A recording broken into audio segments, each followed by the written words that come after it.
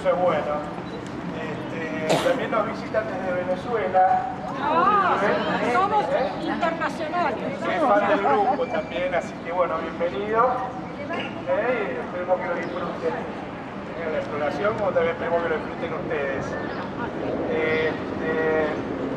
Bueno, voy a contar un poco antes la mecánica de cómo vamos a hacer la exploración, cómo la hacemos. Bueno, primero vamos a hablar un poco de la zona, qué es lo que era esto y cómo es la historia. Esta zona se conocía como Hueco de Zamudio en la época colonial porque había una laguna acá. Había una laguna con un arroyo que venía sobre la valle hacía curvas sobre la laguna y seguía sobre Viamonte hasta el Río de la Plata. De hecho, ese arroyo, el día de hoy sigue pasando, es un arroyo subterráneo, el arroyo Zamudio, y pasa por abajo del Teatro Colón. Algunos ingenieros le dan a ese arroyo la particularidad o la característica de darle esa acústica que tiene el teatro. Justamente un rebote que le da al agua y que vuelve. Por eso pasa un arroyo abajo del Teatro Colón. Bueno, ese hueco obviamente se fue rellenando y se fue convirtiendo en lo que es la Plaza Lavalle, que la plaza original era esta. Después vamos a ver qué había allá y qué es lo que había acá. ¿Cómo? El hueco de Zamudio. La Buenos Aires original, la Buenos Aires natural, para que no sabían, pero deben saberlo todo, era un lugar de muchos arroyos, había muchos arroyos, todo lo que es San Telmo, todavía también había arroyos, el pasaje San Lorenzo, era un lugar de muchos arroyos. Hoy todos esos arroyos están enlugados o se desviaron hacia los arroyos grandes, que es el Maldonado, el Vega. Hay un arroyo grande acá que ahora no recuerdo el nombre, para el lado de San Telmo. Pero el Buenos Aires natural era una zona de muchos arroyos y muchas lagunas también, donde desembocaban. ¿Cómo? El tercero del sur, ese mismo, el de Granada, ese es el que pasa por San Telmo. Eso el Salón de Granada, así que bueno, entonces esta es una zona de laguna que bueno, con el relleno se fue convirtiendo esto en un parque. En este edificio que ahora vamos a contar la historia estaba lo que era la artillería del parque, que tiene mucha relevancia histórica y después lo vamos a ir viendo, especialmente para los radicales.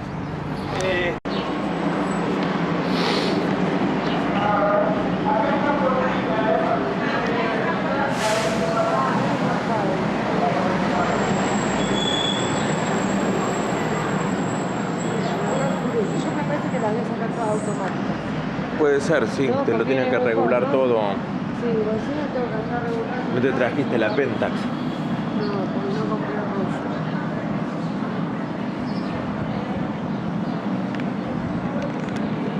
Si se fijan, está estratégicamente ubicado de manera que esté comunicado con los otros poderes, que es con la Casa Rosada en la diagonal, y a la vez la Casa Rosada está comunicada también con la Avenida de Mayo, con el Congreso, ¿no? Bueno, en este lugar funcionaba la artillería del parque.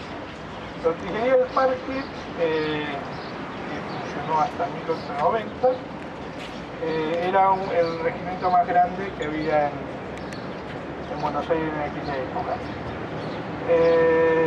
Y acá vamos a ver en la Plaza de la Valle y lo que es la Plaza Libertad, que más o menos donde vamos a terminar, se dio batalla a lo que llamaba la Revolución del Parque, que estaba liderado por Leandro Alem.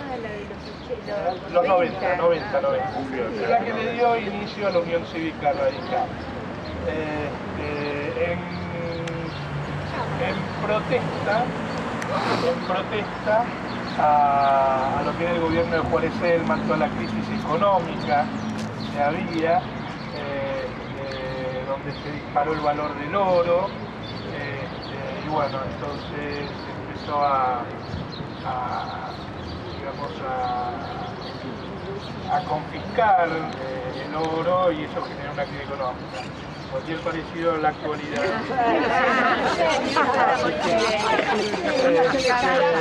Solo no es que sea cíclica la historia.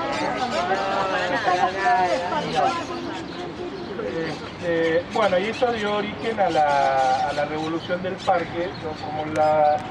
Como la artillería estaba acá, el primer lugar que se tenía que no atacar sino tomar era justamente la artillería, porque estaban todas las armas.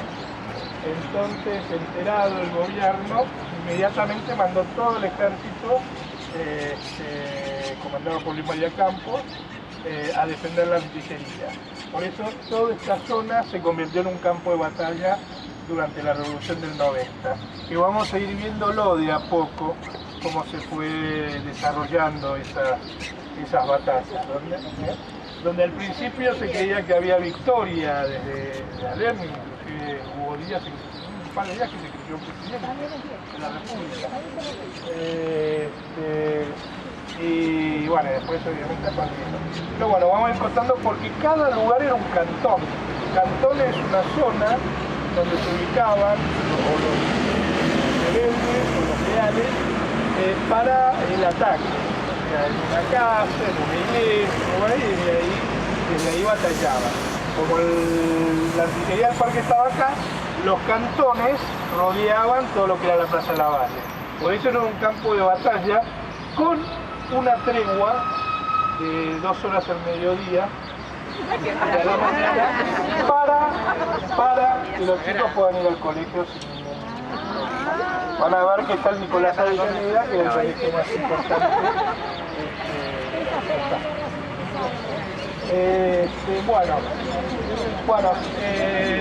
Después de la artillería del parque se construyó o se empezó a construir el Palacio de la Justicia. Digo, se empezó a construir porque tardó más de 50 años en construirse. En 1890 el arquitecto Maillard, el mismo arquitecto del Palacio de los Correos y el Colegio Nacional Buenos Aires, francés, presentó el proyecto y en 1912 puso la primera piedra, o sea, para que se den una idea, o sea, 12 años tardó en aprobarse el proyecto. En 1912 puso la primera piedra de construcción, donde en 1910, con motivo del centenario, se inauguró, pero un edificio mucho más chiquito que el que está ahora, inclusive están adentro del palacio. El palacio se fue construyendo en parte. Empezaron por el medio, los pasos perdidos, y después fueron construyendo las demás partes. Pero la última parte de este edificio se realizó en 1949, para que se den una idea de todo lo que tardó el 1949. En 1910 se instaló solo la Corte Suprema y después se iban instalando juzgados a medida que la Constitución lo permitía, ¿no? Bueno, van a ver que es una arquitectura de estilo greco-romano ecléctico, más ecléctico que greco-romano, pero bueno, se le da un toque greco-romano. Y van a ver que tiene muchos símbolos en la fachada. Vamos a empezar por el símbolo de arriba, lo que es las tablas. No representan los mandamientos, sino a la ley. Pero si ustedes se fijan, representa a la ley humana. ¿Por qué? Porque si ustedes se fijan, ven que las tablas no están escritas, no hay ninguna escritura. Eso se da porque no es una ley divina, ley universal, en el tiempo, sino la ley humana es más mutable, se cambia en el tiempo, etc. Por eso no hay una escritura, no hay algo que determine una universalidad de la norma, sino que de acuerdo a las sociedades, a los tiempos, etc., la ley va a ir cambiando. Por eso es una tabla sin escritura. Van a ver los símbolos abajo, arriba de los arcos, el escudo nacional y los símbolos de la justicia. Tanto la balanza como la espada, que es la fuerza de la justicia. Y donde también van a ver unos leones arriba, no los ubico ahora, acá leones, que también representa la fuerza de la justicia. O sea, la justicia tiene que ser justa, pero coactiva, fuerte. Esa era la idea de la que están los símbolos, no son leones. La bandera. no sé cuáles son los leones. El rostro de Medusa. Es la bandera. Hacia arriba, no, más arriba están. Claro, Más pero arriba. con los de los círculos es Medusa, la No, gorgona. no, arriba.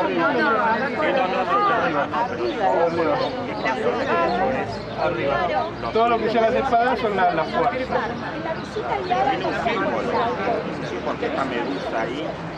Y los símbolos de los lictores que están allá, que son las hachas y los rolos, que eran los miembros del Estado romano. No, los lictores los funcionarios. Pero bueno, ese es el estilo que se le quiso imprimir a la Corte Suprema, al Palacio de la Justicia. También fíjense que tienen unas columnas ya del estilo más fórico, del foro romano, no griegas, sino del foro, que bueno, alude también a todo lo que es la historia de la justicia, el derecho, etc., ¿no? El derecho romano, así que bueno, básicamente esta es la historia del Palacio de la Justicia. Ustedes van a notar que esta plaza tiene características de plaza de protesta. Van a ver que siempre hay carteles de justicia. Y también se ha hecho un monumento, que se lo van a ver en el centro, que vamos a pasar después, que es el monumento a las víctimas del atentado a la AMIA. Esas dos paredes que ustedes representan son las agujas que representan la distancia entre la aguja de la hora y el minutero que hace en las 9:53, que es la hora del atentado de la AMIA. Así que bueno, esta plaza se caracteriza también como la Plaza de Mayo, como una plaza de protesta, de todos los sectores donde reclaman justicia, ¿no? Obviamente la justicia hoy está pasando por el tema de los ferrocarriles de 11.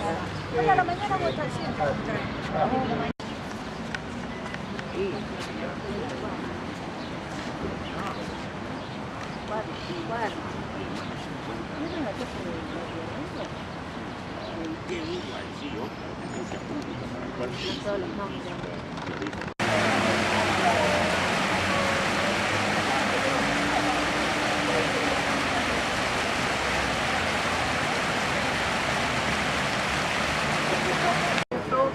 En homenaje a Norma Fontela y a José Negri, que eran dos bailarines del Colón que fallecieron en un accidente aéreo en La Plata en el año 72. Así que nada, monumento del ballet nacional que le hizo Ernesto de la Cárcova en homenaje a estos dos bailarines que eran muy conocidos en todo el mundo. Una carrera muy de manera abrupta y temprana. No deben recordarlo. Así que, bueno, normalmente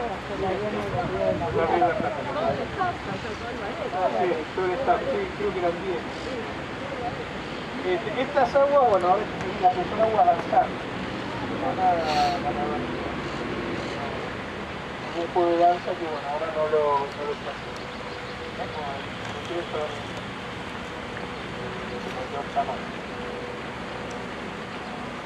Bueno, y lo que vamos a ver ahora es la cuadra del frente.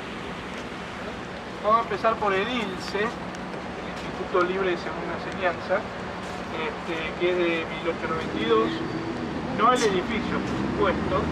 El edificio original estaba en Florida el 500, Después en 1905 pasó la sede acá, que era otra construcción, después se fue modificando, reformando, hasta tener la construcción de hoy, que es de los años 60-70. Sí, muy feo, la verdad. El colegio depende de la Universidad de Buenos Aires, es como el Colegio Nacional de Buenos Aires y el Colegio Carlos Pellegrini. Es uno de los más prestigiosos de la Ciudad de Buenos Aires.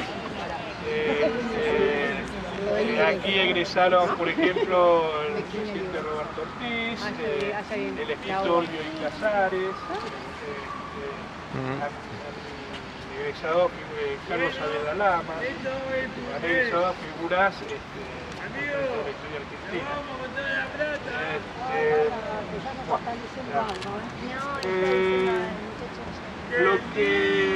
Lo que vamos a ver ahora a la izquierda es la escuela Presidente Roca.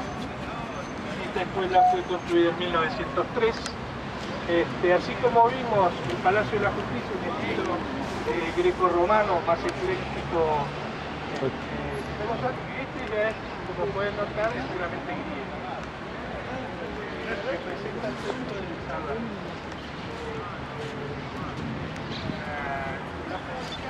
Van a ver que dice Libera, y del otro lado, que también estamos hablando, hay una escritura que dice, habla sobre la libertad,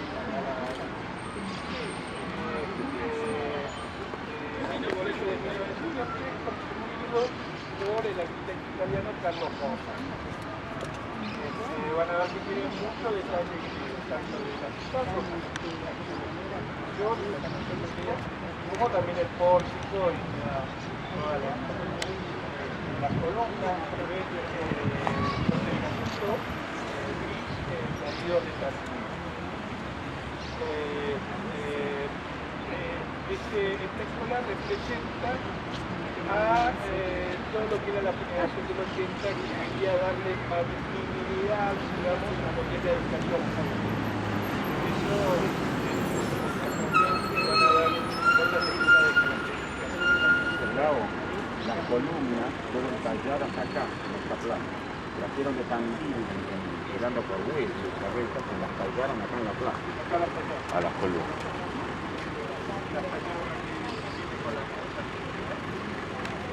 Así que bueno. ¿De Tandil? Bueno, El granito. Sí, sí, sí.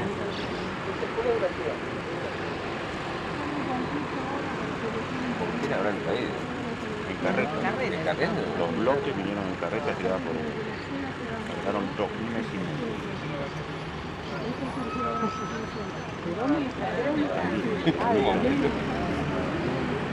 Las tallaron acá en la plaza. Construido por el arquitecto Massué, a pedido de la familia Costabuca, que era un edificio para renta. Ese edificio, para los memoriosos, se deben acordar porque estuvo hasta los años 70, de los 80, ese edificio es un edificio más lindo de Buenos Aires. Salimos rajando la... El tipo loco, las 2 horas. Y bueno, trabajo para construir la torre de oficinas, llegando a un acuerdo con el gobierno de la ciudad de preservar la torre para que quede algo de esa vieja arquitectura. Pero bueno, la verdad que entre lo moderno, Me quedo con lo antiguo. gracias, ha quedado. El que hizo el edificio nuevo, que está atrás del mirador Massué, es uno de los arquitectos del Centro Cultural Recoleta, Benedict. Él hizo el edificio que está atrás. Así que bueno, es el mirador Massué, que es el original de edificio. Bueno, sí, había mucho mirador para ver todo. Sí, desde ahí se veía todo. Hay que destacar también en la época, no había ningún edificio. Bueno, y lo que tenemos adelante entonces es el monumento a la Abad. Edificio de Rey. Este monumento, 1882, y tiene una historia muy particular. Vamos a verla ahora. ¿Por qué? Porque en la plaza de enfrente había un palacio, uno de los palacios más lindos de Buenos Aires, de esa época, que se llamaba el Palacio Miró, que era de la familia Miró Dorrego Ortiz. la mujer, la dueña de ese palacio, o sea, Miró estaba casado con Dorrego y Basualdo. Si nos quedamos con el apellido Dorrego, vamos a ver que tiene algo que ver con lo que pasó con Lavalle. Bueno, voy a poner un poco de introducción para los que nos vienen a visitar en Venezuela. Acá en la Argentina, en la época de la Organización Nacional, estamos hablando de 1820, hubo dos facciones muy conocidas, que eran los unitarios y los federales, que peleaban por la organización del Estado. Los caudillos de las provincias peleaban por la organización del Estado, o un Estado centralista o un Estado federal donde se respete a las provincias. Esa pelea no dejó de ser una pelea política hasta que el general Lavalle, el gobernador, fue un héroe de la independencia, fusiló a Dorrego, que era el gobernador federal de la provincia de Buenos Aires. A partir de ese hecho histórico comenzó una serie de encuentros sangrientos y una etapa sangrienta de la historia argentina. Por eso la historia argentina es muy recordado. 13 de diciembre de 1828. Sí, 28 en Navarro, sí. A partir de ese hecho, bueno, comenzó una guerra muy cruenta civil interna entre unitarios y federales, donde los federales están representados por Rosas, y los unitarios generalmente a partir de esa época ya estaban exiliados en Uruguay, representados por Salvador María del Carril, Florencio Varela, los intelectuales justamente del fusilamiento de Dorrego. Ahora, ¿por qué viene a cuento esto? Viene a cuento porque el Palacio Miró, una de las dueñas era el sobrino de Dorrego. El Palacio Miró era mirando a la plaza, era el parque, era uno de los palacios más grandes. Atrás del Palacio Miró, en aquella época, estamos hablando de 1880, no había muchas casas, era la parte, digamos, trasera de la ciudad, de alguna manera, había alguna ranchería, etc. Pero digamos que todo lo que era la parte importante de la ciudad era toda la zona de mirando hacia Corrientes y hacia Plaza de Mayo, ¿no? Cuando ponen en 1882, colocan el monumento a Lavalle, la sobrina de Dorrego, en protesta, en una fuerte protesta, mandó a tapiar toda la parte del palacio y la entrada la armó hacia Córdoba. Hacia Córdoba y dándole la espalda a Lavalle, al monumento de Lavalle. Que se pusieron a propósito de ponerlo acá. Y bueno, sí, lo que pasa es que en esa época, estamos hablando de 1880, generación del 80, el iluminismo estaba más reflejado a lo que era, o el liberalismo más reflejado a lo que era el pensamiento unitario, que el pensamiento federal. Lo que pasa es que todavía no se habían hecho rigurosos revisionismos históricos, etcétera, ¿no? O sea, la primera revisión histórica la estaba haciendo Bartolomé Mitre, pero más para resaltar las figuras de San Martín y Belgrano. Todavía no se empezó a hacer el revisionismo de la lucha entre unitarios y federales porque todavía seguía muy fresco en esa parte de la historia, a tal punto que la sobrina mandó a tapiar toda la parte de la entrada para darle espalda al monumento de Lavalle. Ahora, Wenceslao, una acotación, porque hay muchos mitos. Muchas se dice que se la colocaron a propósito, no. La colocaron acá porque la plaza, desde 10 años antes, ya se llamaba Lavalle. Sí. Entonces instalaron la Plaza Lavalle, pero no por perjudicar. No, pero bueno, la reacción existió. La reacción integraban el mismo núcleo social que gobernaba el país en ese momento. Así es. El palacio estaba ubicado en esta plaza, por eso los árboles son originales del parque de ese palacio. Por eso van a ver este árbol centenario, y van a ver algunas palmeras y otros árboles que también son de aquella época. Por ejemplo, este se llama, no sé si algarrobo o algo jujeño, porque fue traído de Jujuy, que irónicamente, donde mataron a Lavalle, en 1841. Entonces, bueno, la muerte de Lavalle también fue anecdótico, no sé si sabe algo. Sí, yo estuve en Jujuy y me contaron cómo fue. Bueno, Lo estaban buscando los federales y bueno, fue clandestinamente a parar en una posada a la noche y sentía ruidos y cuando miran la mirilla de la puerta, los soldados creían que era alguien y disparan y le disparan en la cabeza a la valle. Según el museo está la puerta original y está el agujero, pero lo más divertido que en Tilcara está supuestamente donde lo velaron, cuando nunca lo velaron. No, nunca lo porque velaron. lo encargaron. Porque Nunca lo en velaron. Turquía, Donde dicen que lo velaron, porque nunca lo velaron. en Turquía lo desollaron en la iglesia. Sí, puertita chiquita. Lo llevaron A Bolivia. Claro, bueno, cabeza claro, lo lo llevaron a cortaron todo, Bolivia. pero lo divertido